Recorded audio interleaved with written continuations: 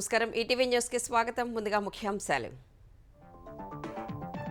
అమరావతి వేదికగా ప్రపంచ స్థాయి తొలి ప్రదర్శన 5500 డ్రోన్లతో అబ్బురపరిచిన విన్యాసాలు 5 గిన్నీస్ రికార్డులు కైవసం. నేడు ఏపీ కేబినెట్ సమావేశం. దీపం పథకానికి ఆమోదం. ఇసుక మద్యం విధానాలపై చర్చ.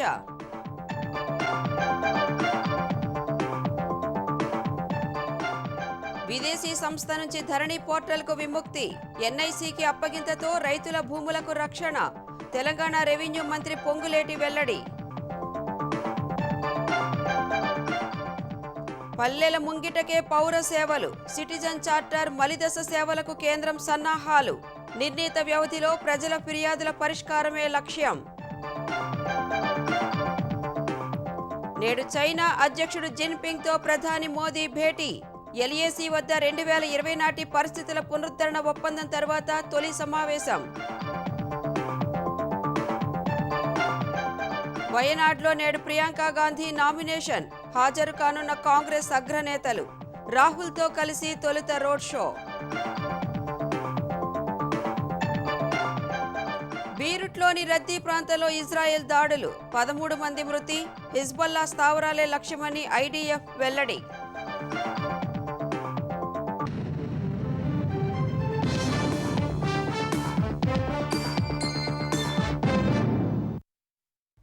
అమరావతి వేదికగా తొలిసారి అంతర్జాతీయ స్థాయి డ్రోన్ ప్రదర్శన ఆకాశమే హద్దుగా అద్భుతాలను ఆవిష్కరించింది.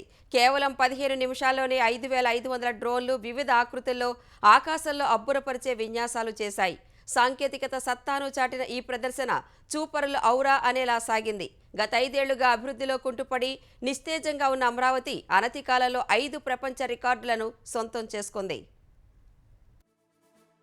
అద్భుతమైన డ్రోన్ ప్రదర్శనకు విజయవాడ కృష్ణమ్మ ఓడిలోని పున్నమి ఘాట్ వేదికైంది. సృష్టికి ప్రతి సృష్టి అనే విధంగా అబ్బురపరిచే ఆకృతులతో సాగిన అమరావతి డ్రోన్ ప్రదర్శన మానవ లక్ష్యానికి మేధస్సుకు ఎప్పటికప్పుడు హద్దులు చెరిగిపోతుంటాయని నిరూపించింది. అవకాశాలకు తలుపులు తెరవటంలో ఆంధ్రప్రదేశ్ ఎప్పుడూ ముందే ఉంటుందని మరోసారి రుజువు చేసింది. ప్రతి తెలుగువాడు సగర్వంగా తలెత్తుకునేలా అమరావతి 2.0 ఆత్మవిశ్వాసాన్ని ప్రపంచానికి చాటింది.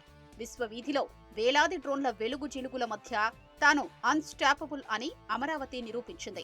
మంగళవారం రాత్రి సరిగ్గా 8:15 విజయవాడ ప్రకాశం బ్యారేజీ ఎగువన వినీలాకాశంలో ఆవిష్కృతమైన దృశ్యాలు చూపరుల్ని కనువిందు చేశాయి. 5500 డ్రోన్లు మిరుమిట్లు గొలిపే వెలుగులతో ఆకాశ వీధిలో అద్భుత విన్యాసాలు చేశాయి.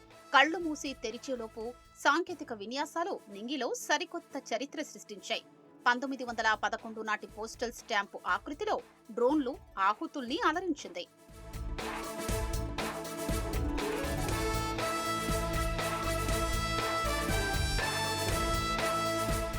వేలాది డ్రోన్లు ఆకాశంలో విమాన ఆకృతిలో దూసుకొచ్చాయి.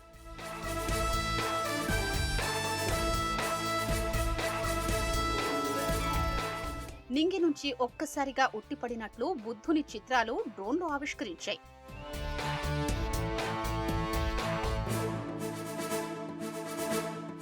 ప్రపంచ పటంపై భారత్ మ్యాప్తో ఆకాశంలో డ్రోన్లు గింగిరాలు తిరిగాయి.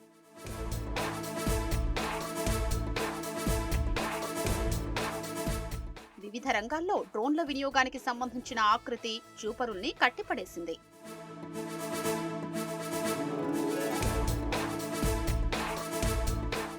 చూపరులకు కనువిందు చేసిన ఈ ప్రదర్శన 5 గిన్నిస్ రికార్డుల్ని సొంతం చేసుకుంది. సీఎం చంద్రబాబు, పౌర విమానయాన శాఖ మంత్రి రామ్మోహన్ నాయుడు వాటిని స్వీకరించారు. డ్రోన్లతో అతిపెద్ద ప్లానెట్ ఫార్మేషన్, అతిపెద్ద ల్యాండ్ మార్కు, అతిపెద్ద విమాన రూపకల్పన, అతిపెద్ద జాతీయ జెండా, అతిపెద్ద ఏరియల్ లోగో ఫార్మేషన్ విభాగాల్లో ఈ అవార్డులు దక్కాయి. డ్రోన్ల ప్రదర్శన తర్వాత జరిగిన లేజర్ షో కూడా ఆహుతుల్ని ఆకట్టుకుంది. మా తుఝే సలాం అంటూ సాగిన లేజర్ షో అద్భుతంగా సాగింది. జయహో అమరావతి అంటూ ప్రజల జయ జయ ధ్వానాలతో ఆ ప్రాంతం మారుమోగింది. డ్రోన్ ప్రదర్శనకు ముందు నిర్వహించిన సాంస్కృతిక కార్యక్రమాలు ఆకట్టుకున్నాయి. కృష్ణం వందే జగద్గురుం అంటూ సాగిన కళా ప్రదర్శన ప్రత్యేక ఆకర్షణగా నిలిచింది. చిన్నారుల దశావతారాలు, నాటు నాటు అంటూ వికాస్ బృందం చేసిన ఆక్రోబాట్స్ అలరించాయి. ప్రదర్శన ముగింపులో బాణసంచా వెలుగు జిలుగులు ఆకట్టుకున్నాయి. అమరావతి డ్రోన్ హ్యాకథాన్ విజేతలకు సీఎం చంద్రబాబు నగదు బహుమతులు ప్రదానం చేశారు. అమరావతిలో 5 ప్రపంచ రికార్డులు సృష్టించిన అద్భుతమైన డ్రోన్ షోను తిలకించేందుకు అమరావతి ప్రజలందరితో తాను కలిసిపోయానని సీఎం చంద్రబాబు పేర్కొన్నారు. అసాధారణ ప్రతిభతో డ్రోన్ ప్రదర్శనను విజయవంతం చేసిన ఈ కార్యక్రమం నిర్వాహకులు, పాల్గొన్న వారికి అభినందనలు తెలిపారు. ఏపీలో డ్రోన్ శకం ప్రారంభమైన సంధ్యా సమయం ఏపీ భవిష్యత్తును ప్రకాశవంతం చేయనుందని చంద్రబాబు విశ్వాసం వ్యక్తం చేశారు. ఆంధ్రప్రదేశ్లో రైల్వే ప్రాజెక్టుల పూర్తికి 3 శాఖలతో ప్రత్యేక టాస్క్ ఫోర్స్ ఏర్పాటు చేయనున్నట్లు సీఎం చంద్రబాబు తెలిపారు. కొత్త ప్రాజెక్టులను 3 ఏళ్లలో, డబ్బలింగ్ పనులు 4 ఏళ్లలో పూర్తి చేయాలని ఆదేశించారు. రైల్వే ప్రాజెక్టుల భూసేకరణ సమస్యలను కొలిక్కి తెచ్చేందుకు చర్యలు తీసుకుంటామన్నారు. గడువులోపు పనులు పూర్తి చేయాలని చంద్రబాబు నిర్దేశించారు. ఏపీ రైల్వే ప్రాజెక్టులు త్వరగా పూర్తి చేసేందుకు భూసేకరణ సమస్యల పరిష్కారానికి రైల్వే, రెవెన్యూ, ఆర్ఎండ్బీ అధికారులతో టాస్క్ ఫోర్స్ ఏర్పాటు చేస్తున్నట్లు సీఎం చంద్రబాబు ప్రకటించారు. రైల్వే అధికారులు రాష్ట్ర ప్రభుత్వ అధికారులతో సచివాలయంలో సమీక్షించారు. ఏపీలో 72,000 కోట్ల వ్యయంతో రైల్వే ప్రాజెక్టు చేపట్టేందుకు సిద్ధంగా ఉన్నట్లు రైల్వే మంత్రి ఇటీవల తెలిపారని, అందుకే పనుల్లో వేగం పెంచాలని చంద్రబాబు ఆదేశించారు. ఎర్రుపాలెం, అమరావతి, నంబూరు రైల్వే లైన్ కు 2,239 కోట్లు ఖర్చవుతుందని సీఎంకు రైల్వే అధికారులు చెప్పారు. కోటిపల్లి, నర్సాపురం రైల్వే లైన్ కు భూసేకరణ 4 నెలల్లో పూర్తి చేయాలన్నారు. నడికుడి, శ్రీకాళహస్తి మార్గంలో భూసేకరణకు 20 కోట్లు వెంటనే మంజూరు చేస్తున్నట్లు ప్రకటించారు. సత్తుపల్లి, కొవ్వూరు లైన్ భూసేకరణ పూర్తి చేసి పనులు ప్రారంభించాలని సీఎం సూచించారు. కడప, బెంగళూరు లైన్ అలైన్మెంట్ లో మార్పులు జరిగినందున చర్చించి నిర్ణయం తీసుకోవాల్సి ఉందన్నారు. రేణిగుంట, గూడూరు మధ్య 83 కిలోమీటర్లు చేపట్టే 3వ లైన్ పనులకు 4 నెలల్లో భూసేకరణ పూర్తి చేసి 3 ఏళ్లలో పనులు పూర్తి చేయాలన్నారు. గుంటూరు, గుంతకల్లు డబ్లింగ్, పెండింగ్ పనులు 12 నెలల్లో పూర్తి చేయాలన్నారు. కుప్పం స్టేషన్ డిజైన్ మెరుగుపర్చాలని చంద్రబాబు ఆదేశించారు. అమృత్ ప్రాజెక్టు కింద 3,170 కోట్లతో ఏపీలో చేపట్టిన 72 రైల్వే స్టేషన్ల అభివృద్ధి పనులన్నీ 2 ఏళ్లలో పూర్తి కావాలని స్పష్టం చేశారు. 433 కోట్లతో విశాఖ స్టేషన్, 24 కోట్లతో విజయవాడ గుణదల స్టేషన్ పనులు చేస్తున్నట్లు రైల్వే అధికారులు వివరించారు. గుణదల పనులు మార్చి నాటికి పూర్తి చేయాలన్న సీఎం చంద్రబాబు గుంటూరు, కర్నూలు స్టేషన్ల అభివృద్ధి పనులు త్వరగా జరగాలని ఆదేశించారు. ఏపీలో చేపట్టనున్న కొత్త రైల్వే ప్రాజెక్టుల ప్రతిపాదనల్ని అధికారులు వివరించారు. విదేశీ చేతుల్లో ఉన్న ధరణి పోర్టల్ను తెలంగాణ ప్రభుత్వం స్వదేశీ సంస్థ ఆధీనంలోకి తెచ్చింది. ఎన్నికల్లో ఇచ్చిన హామీ మేరకు కేంద్ర ప్రభుత్వ సంస్థ అయిన ఎన్ఐసికి అప్పగించింది. 3 ఏళ్లు ధరణి నిర్వహణ బాధ్యతలు అప్పగిస్తూ తెలంగాణ ప్రభుత్వం ఉత్తర్వులు జారీ చేసింది. భూ సమస్యలతో సతమతమవుతున్న ప్రజలకు విముక్తి కల్పిస్తామని ప్రభుత్వం స్పష్టం చేసింది. తెలంగాణలోని అప్పటి బీఆర్ఎస్ ప్రభుత్వం 2020 అక్టోబర్లో ధరణి పోర్టల్ను అందుబాటులోకి తీసుకొచ్చింది. సులభతరమైన భూ లావాదేవీలే లక్ష్యమని ప్రకటించింది. ధరణి పోర్టల్ నిర్వహణ బాధ్యతలు విదేశీ కంపెనీ టెర్రాసిస్కు అప్పగించింది. భూ రికార్డుల నుంచి పోర్టల్లో వివరాలు నమోదు చేయడంలో జరిగిన తప్పిదాలు లక్షలాది మంది రైతులకు శాపంగా మారాయి. ధరణి పోర్టల్ అందుబాటులోకి వచ్చిన కొన్ని రోజులకే లక్షల మంది రైతులు బాధితులుగా మారారు. గత ప్రభుత్వం సమస్యల పరిష్కారానికి సరైన విధానాన్ని అనుసరించకపోవడం వల్ల రైతులు రెవెన్యూ కార్యాలయాల చుట్టూ కాళ్లరిగేలా తిరగాల్సి వచ్చింది. అధికారంలోకి వస్తే ధరణి పోర్టల్ను బంగాళాఖాతంలో విసిరేస్తామని ఎన్నికల్లో హామీ ఇచ్చిన కాంగ్రెస్ అధికారంలోకి వచ్చిన వెంటనే లక్షలాది రైతులు ఎదుర్కొంటున్న సమస్యల పరిష్కారంపై దృష్టి సారించింది.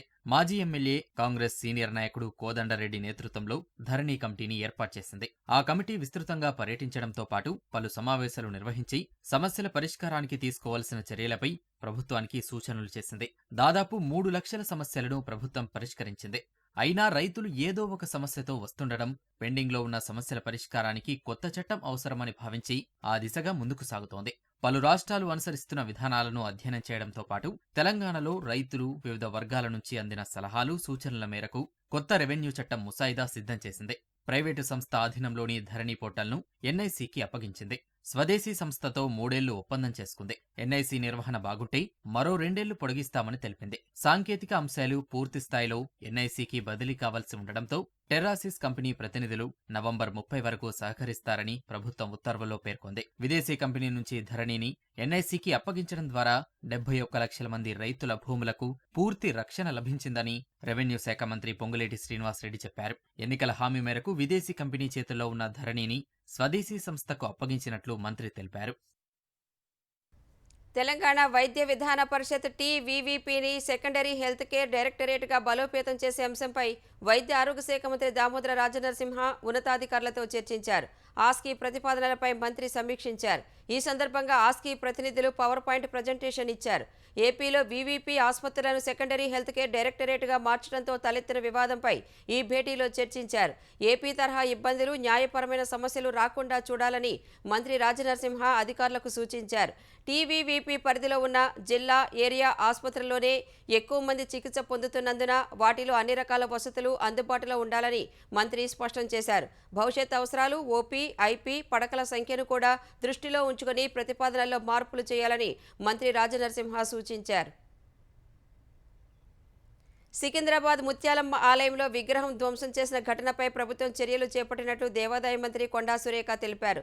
నిందితుడిని అరెస్టు చేయడమే కాకుండా కఠినమైన శిక్ష పడేలా చర్యలు తీసుకుంటామని చెప్పారు. శాంతి భద్రతలకు విఘాతం కలిగిస్తే సహించబోమని మంత్రి కొండా హెచ్చరించారు. ఆలయంలో నిర్మాణ పనులు ప్రారంభమయ్యాయని, పనులను పర్యవేక్షించాలని దేవాదాయ శాఖ అధికారులను ఆదేశించినట్లు తెలిపారు. దేవాలయాలపై రాజకీయాలు చేయడం తగదని ప్రతిపక్షాలకు మంత్రి కొండా సురేఖ హితవు పలికారు. హైదరాబాద్ ప్రజలను హడలెత్తిస్తున్న హైడ్రా, మూసీ సుందరీకరణ అంశాలపై బీజేపీ పోరాటానికి సిద్ధమైంది. ఇవాళ రేపు ఆ పార్టీ బృందాలు మూసీ పరివాహక ప్రాంతాలను పరిశీలించనున్నాయి. 4 చొప్పున మొత్తం 9 బృందాలు 18 పరివాహక ప్రాంతాల్లో పర్యటించనున్నాయి. ఈ బృందాల్లో కేంద్ర మంత్రి కిషన్ రెడ్డి సహా ఎమ్మెల్యేలు, ఎంపీలు, పార్టీ ముఖ్య నేతలు ఉన్నారు. 2 రోజుల పర్యటనలో బీజేపీ నేతలు బాధితులతో మాట్లాడి వారి నుంచి ఫిర్యాదులు స్వీకరించనున్నారు. ఈ అంశాలపై ఈ నెల 25న ఇందిరా పార్క్ ధర్నా చౌక్లో బీజేపీ మహాధర్నా చేపట్టనుంది. ఈ ఆందోళన కార్యక్రమాన్ని విజయవంతం చేసేందుకు అనుసరించాల్సిన వ్యూహంపై చర్చించేందుకు మంగళవారం పార్టీ పదాధికారులు మోర్చాలతో సమావేశం నిర్వహించారు. పెద్ద ఎత్తున జన సమీకరణ చేయాలని ఈ భేటీలో నిర్ణయించారు. బ్రిక్స్ శిఖరాగ్ర సదస్సు కోసం రష్యాలో పర్యటిస్తున్న ప్రధాని మోదీ ఇవాళ చైనా అధ్యక్షుడు జిన్పింగ్తో భేటీ కానున్నారు. ఇరువురు ద్వైపాక్షిక చర్చలు జరపనున్నారు. 5 ఏళ్ల తర్వాత తొలిసారి మోదీ, జిన్పింగ్ సమావేశమవుతున్నారు. ప్రధాని మోదీ, జిన్పింగ్ భేటీ అయ్యే విషయాన్ని విదేశాంగ శాఖ కార్యదర్శి విక్రమ్ మిశ్రీ ధృవీకరించారు.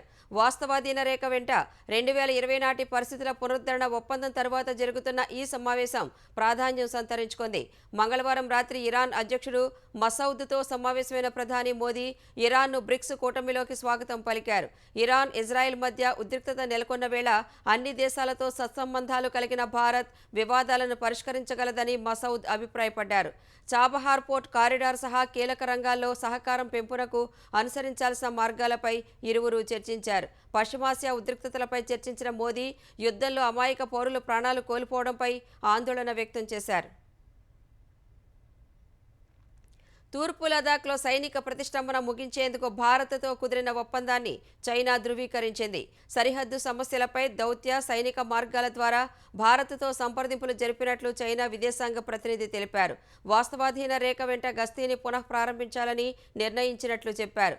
ఒప్పంద తీర్మానాన్ని ఖచ్చితంగా అమలు చేసేందుకు భారత్తో కలిసి పనిచేయనున్నట్లు చైనా ప్రతినిధి తెలిపారు. ఎల్ఏసీ వద్ద సైనికుల ఉపసంహరణే ఈ ఒప్పందం లక్ష్యమని విదేశాంగ శాఖ కార్యదర్శి విక్రమ్ మిశ్రీ చెప్పారు. తూర్పు లదాఖ్లో 2020లో ఇరు దేశాల సైనికుల మధ్య జరిగిన హింసాత్మక ఘర్షణ తర్వాత సానుకూల ఒప్పందం జరిగింది. అయితే వివాదాస్పద ప్రాంతాల్లో మోహరించిన అదనపు సైనికుల ఉపసంహరణపై స్పష్టత లేదు. వైనాడ్ లోక్సభ ఉప ఎన్నిక బరిలో నిలిచిన కాంగ్రెస్ ప్రధాన కార్యదర్శి ప్రియాంక గాంధీ ఇవాళ నామినేషన్ వేయనున్నారు. ఈ కార్యక్రమానికి ఏఐసీసీ అధ్యక్షుడు Mallikarjuna Kharge, Congress parliamentary party chairman Sonia Gandhi, ఆమె సోదరుడు రాహుల్ గాంధీ, తెలంగాణ సహా కాంగ్రెస్ పాలిత రాష్ట్రాల సీఎంలు, ముఖ్య నేతలు హాజరు కానున్నారు. నామినేషన్ వేయడానికి ముందు ప్రియాంక గాంధీ తన సోదరుడు రాహుల్ గాంధీతో కలిసి ఉదయం 11 గంటలకు కల్పెట్టా బస్ స్టేషన్ నుంచి రోడ్ షో నిర్వహిస్తారు. మధ్యాహ్నం 12 గంటలకు రిటర్నింగ్ ఆఫీసర్ కార్యాలయానికి వెళ్లి నామినేషన్ పత్రాలు సమర్పిస్తారని కాంగ్రెస్ వర్గాలు తెలిపాయి. సూపర్ 6 పథకాల హామీల అమలులో భాగంగా దీపావళి నుంచి మహిళలకు ఉచిత గ్యాస్ సిలిండర్లు అందించే దీపం పథకానికి ఇవాళ ఏపీ మంత్రివర్గం ఆమోదం తెలపనుంది. ఈ పథకం అమలు వల్ల ప్రభుత్వంపై 2,684 కోట్ల అదనపు భారం పడనుంది. 5 ఏళ్లలో 13,423 కోట్ల భారాన్ని ప్రభుత్వం భరించనుంది. అలాగే ఏపీలో వివిధ దేవాలయాల పాలక మండళ్ల నియామకానికి సంబంధించిన చట్ట సవరణ ప్రతిపాదన కేబినెట్ ముందుకు వచ్చే అవకాశం ఉంది. ఉచిత ఇసుక విధానం, మద్యం విధానాలపైన చర్చ జరగనున్నట్లు తెలుస్తోంది. ఐటీ, టెక్స్టైల్ పాలసీలపైన చర్చించే అవకాశం ఉంది. వారం రోజుల వ్యవధిలోనే ఏపీ మంత్రివర్గం మరోసారి సమావేశం కానుంది. బీఆర్ అంబేద్కర్ కోనసీమ జిల్లాలో సంచలనం రేపిన దుర్గాప్రసాద్ హత్య కేసులో ప్రధాన నిందితుడు మాజీ మంత్రి విశ్వరూప్ కుమారుడికి అమలాపురం కోర్టు 14 రోజుల రిమాండ్ విధించింది. అనంతరం అతన్ని రాజమహేంద్రవరం కేంద్ర కారాగారానికి తరలించారు. శ్రీకాంత్ను కోర్టులో హాజరుపరిచే క్రమంలో నాటకీయ పరిణామాలు చోటు చేసుకున్నాయి. దళిత యువకుడు ఐనవిల్లి వాలంటీర్ దుర్గాప్రసాద్ హత్య కేసులో నిందితుడు మాజీ మంత్రి విశ్వరూప్ తనయుడు శ్రీకాంత్ను మదురైలో అరెస్ట్ చేసిన పోలీసులు మంగళవారం ఉదయం కోర్టులో హాజరుపరుస్తారని జోరుగా ప్రచారం సాగింది. అయితే శ్రీకాంత్ను ఎక్కడికి తీసుకొస్తారు, ఎప్పుడు కోర్టులో హాజరుపరుస్తారనే విషయాల్లో పోలీసులు అత్యంత గోప్యత పాటించారు. సాయంత్రం 4 గంటలకు Amalapuram principal junior civil judge కోర్టులో ప్రవేశపెడతారని ప్రచారం జరిగింది. అయితే శ్రీకాంత్ను రాత్రి 9:30 గంటల సమయంలో కొత్తపేట డీఎస్పీ కార్యాలయానికి తీసుకెళ్లారు. కొత్తపేట డీఎస్పీ గోవిందరావు కేసు వివరాలు వెల్లడించారు. దుర్గాప్రసాద్తో శ్రీకాంత్కు ఉన్న వ్యక్తిగత కారణాలు, మనస్పర్ధలే హత్యకు దారితీశాయని డీఎస్పీ వివరించారు. పిఎం రిపోర్ట్లు ఏంటంటే అతని తలక మెడ 2 వైపులా ఎముక ఇరిగిపోయిందని వచ్చింది. దాని ప్రకారంగా వీళ్ళు ఏంటంటే దాన్ని హత్య కేసుగా నమోదు చేయడం. ఒకే ధర్మేసిన ఎప్పుడైతే మనం అరెస్ట్ చేస్తామో శ్రీకాంత్ కూడా హైదరాబాద్ నుండి మదురై ఎస్కేప్ అయిపోయి అతని యొక్క ఫోన్ కూడా స్విచ్ ఆఫ్ చేశారు. మరియు మనకు వచ్చిన కొన్ని టెక్నికల్ ఎవిడెన్స్ ఆధారంగా శ్రీకాంత్ను కూడా మదురైలో అరెస్ట్ చేయడం జరిగింది. దీంట్లో పొలిటికల్ ప్రమేయం కాదు కానీ ఓన్లీ మనస్పర్ధలు, కొన్ని వ్యక్తిగత కారణాల వల్ల ఈ హత్య జరిగినట్టు భావిస్తున్నాము. ఇంకా దీంట్లో దర్యాప్తు ఇంకా కొనసాగుతుంది. కొత్తపేట నుంచి అమలాపురం కోర్టుకు తరలించే క్రమంలో మీడియా ప్రతినిధులను చూసి శ్రీకాంత్ ఒక్కసారిగా ఆవేశంగా మాట్లాడాడు. మా కొడుకు నేను పేరు పెట్టాను, అది చచ్చిపోతే ₹1,00,000 ఇచ్చాను ఇంట్లో. ఆ కేసు ఎంక్వైరీ చేయమని సుధీర్ కుమార్ రెడ్డికి 3 సార్లు వెళ్ళాను. కర్ణాటక సింగం సుధీర్ కుమార్ రెడ్డికి 3 సార్లు వెళ్ళాను. కొత్తపేట ప్రభుత్వ ఆసుపత్రిలో శ్రీకాంత్కు వైద్య పరీక్షలు నిర్వహించిన అనంతరం రాత్రి 11 గంటల సమయంలో అమలాపురంలో జడ్జి ముందు హాజరుపరిచారు. నవంబర్ 4 వరకు 14 రోజుల రిమాండ్ విధించారు. హైదరాబాద్ మలక్పేటలో గతేడాది శంకుస్థాపన చేసిన ఐటీ పార్క్ టవర్ పనులు ఒక్క అంగుళం కూడా ముందుకు సాగకపోవడం బాధాకరమని బీఆర్ఎస్ కార్యనిర్వాహక అధ్యక్షుడు కేటీఆర్ అన్నారు. కాంగ్రెస్ అధికారం చేపట్టి 11 నెలలు కావస్తున్నా ఇప్పటి వరకు ఐటీ టవర్ పనులను పట్టించుకోకపోవడం దారుణమని ఎక్స్లో పేర్కొన్నారు. మలక్పేట్, సైదాబాద్, సంతోష్ నగర్, దిల్సుఖ్ నగర్ సహా తెలంగాణలోని 50,000 మందికి ప్రత్యక్షంగా పరోక్షంగా ఉపాధి అవకాశాలు కల్పించడం ఐటీ పార్క్ లక్ష్యమన్నారు. తెలంగాణలోని అన్ని ప్రాంతాలకు ఐటీని విస్తరించేందుకు బీఆర్ఎస్ ప్రభుత్వం కృషి చేసిందని, ఆ ప్రయత్నాలను కాంగ్రెస్ ప్రభుత్వం కూడా కొనసాగించాలని కేటీఆర్ కోరారు. దసరా పండుగ తెలంగాణ ఆర్టీసీకి కాసుల వర్షం కురిపించింది. ఆర్టీసీకి 307 కోట్ల ఆదాయం సమకూరింది. అక్టోబర్ 1వ తేదీ నుంచి 15 వరకు 10,512 అదనపు బస్సుల్లో 707 లక్షల మందికి పైగా ప్రయాణించినట్లు ఆర్టీసీ తెలిపింది. ముఖ్యంగా అక్టోబర్ 9, 10, 11 తేదీల్లో రద్దీ ఎక్కువగా ఉన్నట్లు పేర్కొంది. మహాలక్ష్మి పథకం అమలు వల్ల రద్దీ ఎక్కువగా ఉంటుందని ముందే అంచనా వేసిన ఆర్టీసీ భారీ సంఖ్యలో ప్రత్యేక బస్సులు నడిపింది. ముందస్తు రిజర్వేషన్ సౌకర్యం కూడా కల్పించింది. టీజీఎస్పీడీసీఎల్ వార్షిక ఆదాయ వనరులపై విద్యుత్ నియంత్రణ మండలి ఇవాళ బహిరంగ విచారణ జరపనుంది. ఎర్రగడ్డలోని ఈఆర్సీ కార్యాలయంలో బహిరంగ విచారణ జరగనుంది. 2024-25 ఆర్థిక సంవత్సరం 14,222 కోట్ల ఆదాయం లోటు ఉన్నట్లు డిస్కంలు విద్యుత్ నియంత్రణ మండలికి నివేదించాయి. ఛార్జీలను పెంపు ద్వారా 1,200 కోట్లు, మిగిలిన 13,022 కోట్లు తెలంగాణ ప్రభుత్వం సబ్సిడీ రూపంలో అందించాలని ఎస్పీడీసీఎల్, ఎన్పీడీసీఎల్ డిస్కంలు పేర్కొన్నాయి. వాటిపై వ్యాపారులు, వినియోగదారులు, వివిధ వర్గాల అభిప్రాయాలను విద్యుత్ నియంత్రణ మండలి వింటుంది. రేపు నిజామాబాద్ జిల్లాలో బహిరంగ విచారణ చేపట్టనుంది. దీపావళి, చత్ పండుగల రద్దీని పురస్కరించుకుని దక్షిణ మధ్య రైల్వే 804 ప్రత్యేక రైళ్లు నడపనుంది. గత సీజన్లో 626 ప్రత్యేక రైళ్లు నడపగా ఈసారి 178 సర్వీసులను పెంచినట్లు దక్షిణ మధ్య రైల్వే వెల్లడించింది. దీపావళి, చత్ పండుగల నేపథ్యంలో బెంగాల్, ఒడిషా, జార్ఖండ్, బీహార్, ఉత్తరప్రదేశ్, హర్యానా, ఢిల్లీకి వెళ్లే ప్రయాణికుల రద్దీని దృష్టిలో ఉంచుకుని అదనపు రైళ్లు నడపాలని రైల్వే శాఖ నిర్ణయం తీసుకుంది. సికింద్రాబాద్, హైదరాబాద్, కాచిగూడ స్టేషన్ల నుంచి షాలిమార్, రక్సాల్, జైపుర, హిస్సార్, గోరఖ్పూర్, షిరిడి, దానాపూర్, నిజాముద్దీన్, కటక్, అగర్తల, సంత్రాగచ్చికి ప్రత్యేక రైళ్లు నడిపిస్తున్నట్లు అధికారులు తెలిపారు. మదురై, ఈరోడ్, నాగర్కోయిల్, కొల్లాం, బెంగళూరు, పన్వేల్, దాదర్ తదితర ప్రాంతాలకు ప్రత్యేక రైళ్లు నడిపిస్తున్నట్లు చెప్పారు. ప్రత్యేక రైళ్లలో రిజర్వ్డ్ కోచ్లు, అన్ రిజర్వ్డ్ కోచ్లు ఉన్నాయని, అన్ రిజర్వ్డ్ కోచ్ల్లో ప్రయాణించే వారి కోసం యూటీఎస్ మొబైల్ యాప్ను అందుబాటులోకి తెచ్చినట్లు రైల్వే అధికారులు తెలిపారు. లెబనాన్ రాజధాని బీరూట్ శివారు ప్రాంతాలపై ఇజ్రాయెల్ విరుచుకుపడింది. ఐడీఎఫ్ జరిపిన భీకర దాడుల్లో ఓ భవనం నేలమట్టమైంది. కాల్పుల విరమణ ఒప్పందం చర్చల్లో భాగంగా పశ్చిమాసియాలో 11వసారి అమెరికా విదేశాంగ మంత్రి యాంటోనీ బ్లింకెన్ పర్యటిస్తున్న క్రమంలో ఈ దాడులు జరిగాయి. సెంట్రల్ ఇజ్రాయెల్లోకి హిజ్బుల్లా రాకెట్ల బారేజీని ప్రారంభించిన కొన్ని గంటలకే బ్లింకెన్ అక్కడ ల్యాండ్ అయ్యారు. దాడికి గురైన భవనం రద్దీగా ఉండే గోబేరీ ప్రాంతంలో ఉంది. వివిధ ప్రాంతాల నుంచి వలస వచ్చిన వారు గోబేరీకి సమీపంలో నివసిస్తున్నారు. నేలమట్టమైన భవన శిథిలాల్లో ఎవరైనా చిక్కుకుని ఉండొచ్చని అనుమానిస్తున్నారు. బాంబుల దాడికి ఘటనాస్థలిలో భారీగా పొగలు అలుముకున్నాయి. శిథిలాలు వందల మీటర్ల దూరం ఎగిరిపడ్డాయి. దాడికి 40 నిమిషాల ముందు ఐడీఎఫ్ హెచ్చరికలు జారీ చేసింది. పల్లె ప్రజల ముంగిటకే సేవలందించే రెండో దశ సిటిజన్ చార్టర్ సేవలు ప్రారంభించేందుకు కేంద్రం సన్నాహాలు చేస్తోంది. నిర్ణీత వ్యవధిలో ప్రజలకు సేవలు అందించడంతో పాటు వారి ఫిర్యాదులను పరిష్కరించనుంది. రాష్ట్ర ప్రభుత్వాల సహకారంతో 6,40,930 గ్రామ పంచాయతీల్లో రెండో దశ పౌర పట్టికను కేంద్రం అమలు చేయనుంది. అభివృద్ధి చెందిన సాంకేతికతను పంచాయతీలు అందుకోలేకపోతున్నాయి. పౌర సేవల్లో 28% ఆన్లైన్లో అందుతుండగా 72% ఆఫ్లైన్లో జరుగుతున్నాయి. ఫీజు చెల్లింపులు, లైసెన్సులు తదితరాల కోసం పల్లెవాసులు ఇబ్బంది పడుతున్నారు. ఈ క్రమంలో పల్లెల ముంగిటకు పౌర సేవలు అందించేందుకు కేంద్ర పంచాయతీరాజ్ శాఖ పంచాయతీల్లో డిజిటలీకరణ చేపట్టనుంది.